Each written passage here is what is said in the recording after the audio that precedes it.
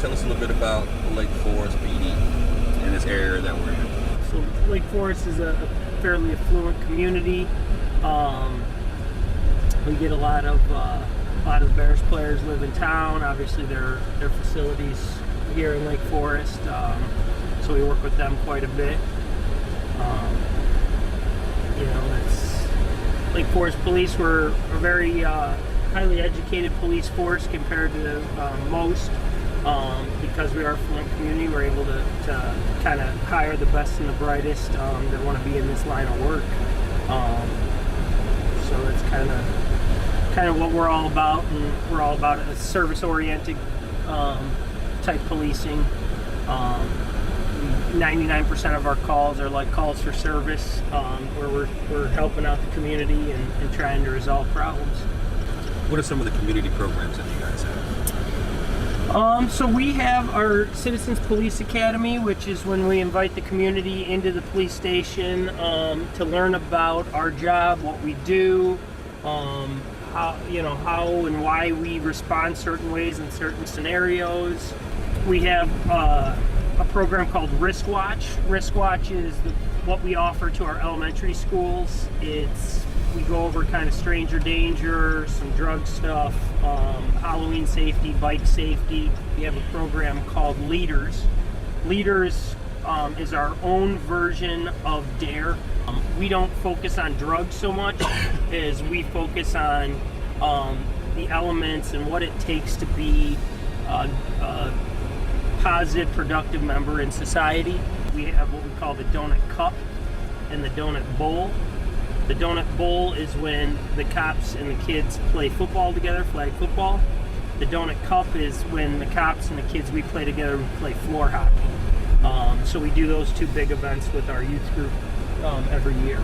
I'm Rashaad from Brooklyn, New York. I've been here in Chicago for 3 years. Played for Chicago Bears.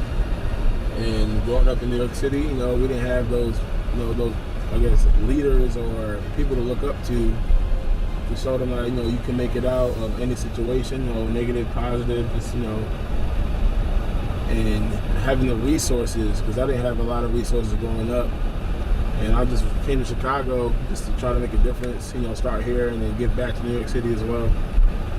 So I've been out to East Chicago high school, high school, middle school, and just meeting some of the kids and just asking them, how's everyday life. Some kids don't have their dads in their lives, and I understand that, so I try to talk to them more and encourage them more, and then tell them school is very important. Even if you don't like it, it'll get you very far. And if you play any type of sports, it would it could take you to many places. Because football is taking me so many places, it's like ridiculous. So I just make sure they understand that and then stay in touch with them to let them know it's just not a one-time thing just for me just to look good. It's like, I'm serious. If you need help, I'll help you with anything, tips for sports or school. All right, see, so as a player and a citizen, what are your concerns, or what do you think could be more communicated between the police and the civilians, or the police and the citizens, from your point of view? Okay, well, you think about this too, Officer Colonel. Okay, like growing up, I really never had real problems with law enforcement because I never really, was putting myself in that situation where there's gonna be a problem. So I never did that, but like I've been around my friends in high school where New York City police officers are, sometimes they could be nasty. Let's be real, they could be nasty, and they're profiling guys. They profile guys. Where I've walked with my friends and they will stop and frisk them for no reason, just to make them uncomfortable. And it's like, everybody's not up to, doing something negative, And most police officers, I have a close friend that's a police officer in Virginia Beach, and he tells me every day, like, it's hard because your life is on the line if nobody's cooperating. Like, when you tell them instructions, if the person's not cooperating, it gets him nervous. Like, I'm telling you what to do so everything will be okay, and you're not listening, then there's going to be a problem. So I get where he comes from, where he got to protect himself at the end of the day. But I feel that for like talking and communicating, not trying to talk down to kids, will help help situations go completely differently. I feel like, don't talk to a kid a certain way, and it's vice versa. Like, kids can't be disrespectful to police officers too, because I've been around my friends where they're being disrespectful to cops. And I'm like, yo, he could just slam you and be right, and you can't even say nothing about it. I say you need to chill out and stop being disrespectful, because at the end of the day, they're here to protect you. And I feel like once they get that understanding of we're not all doing the same thing, or trying to be, I guess, doing the wrong thing, and really just being kids, it'll be much different, like way easier. And vice versa for kids, like watching social media, people recording cops doing bad things. Like, of course, there's always gonna be good and bad. That's everyone. That's everything and everything you do. But social media influence so much of the bad, and that's not how it is. Like, I met great cops before. It's like, okay, this is a great guy. He wants to give back to the community and the kids, and then you got kids disrespecting him because of what they see on social media. And I feel like social media has a lot to do with the negativity of most cops, where all cops are not like that, and all kids are not like that, being violent and doing the wrong thing. And I feel like social media need to promote promote more positive influences, and stop recording or posting, oh, this cop is being a pig, or slamming kids, or kids disrespecting police officers. It should be like, okay, like they started posting kids, like officers playing basketball with kids, just trying to get them comfortable around their environment, because I know some officers get it, kids have it tough sometimes too. So I feel like once we get that message across, it'll be so much easier for get rid of all the miscommunication and all the violence. I feel like it'll work. How can we get this to a common understanding of whether it's awareness for the civilian about their laws and their rights, or the officers giving the awareness to the civilian that they know their rights and their stuff?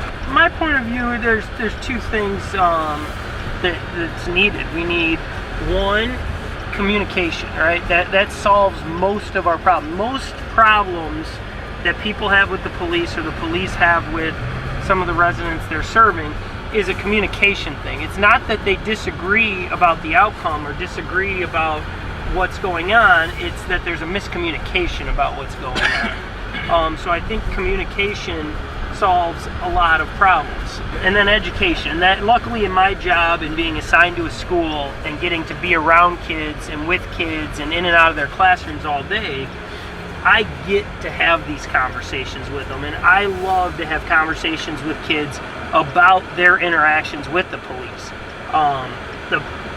The best conversations I have is when kids come to me and say, hey, you know what, I was out, this is what I was doing over the weekend, I ran into a policeman, this is what he did, or this is what he said, can he do that, why can he do that? And I engage in that conversation, and if something doesn't seem right, I'll look further into it and try to follow up with that student and say, hey, this is why. Or if they're confused about why it's legal for the officer to be doing what he's doing, I try to find the case law and the laws that reference what happened, and explain that and show that through actual case law and actual statutes that have been passed by government to show why that was going on and how to better protect themselves in the future. Or I don't want to say protect, but better be informed when they're dealing with certain situations as to what their rights are and what's legal and what's not legal. So, I mean, I think communication and education is really where it all needs to start. And if we do a better job with that, I think it'll alleviate a lot of the problems and a lot of the negative images that we see today. And I agree, social media has been huge, because every one time you see a kid or a student or a police officer do something bad, we all know there's thousands and thousands of examples of others doing good. So I think a lot of times we funnel in on the bad, and we really miss an opportunity to focus in on a lot of the good things that are going on. I can tell you, although there's not a program, I make sure that if there are minority students, may it be race or religion or creed or whatever it may be, I make sure that they're represented. I make sure that their voice is heard. I make sure they're comfortable coming to school and that they don't have any issues and that they're not having bad encounters with the police. And if it is, I address them. You're the first impression of an officer, whether it's good or bad. You know what I'm saying? Do you ever think about that when you're engaging with those students? Do you ever think like, you know what, this is how I treat this kid right now is how they're going to perceive every officer for the rest of their life, probably? Absolutely. And the other plus that I have is because I'm in the school and kids are required to come to school, an officer on the road in patrol may run into a kid one time, have an interaction with him, maybe positive, maybe negative, maybe writes him a ticket, arrests him, I don't know, but has that interaction, and that might be the only time they ever see that kid again. For me, I have the fortunate ability that because they have to come to school, I usually get to follow up. So, if they get themselves in trouble and I have to intervene and become part of the equation and write a ticket or arrest somebody or whatever it may be, I can follow back with that kid in a few days, and we can talk about what happened and we can, it kind of explain stuff, and when things calm down, have a conversation.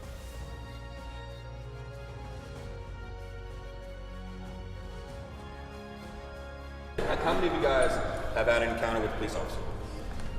How many of you guys have had a bad encounter with a police officer? So this would be for both law enforcement and you as an athlete. What is the most difficult part of your job?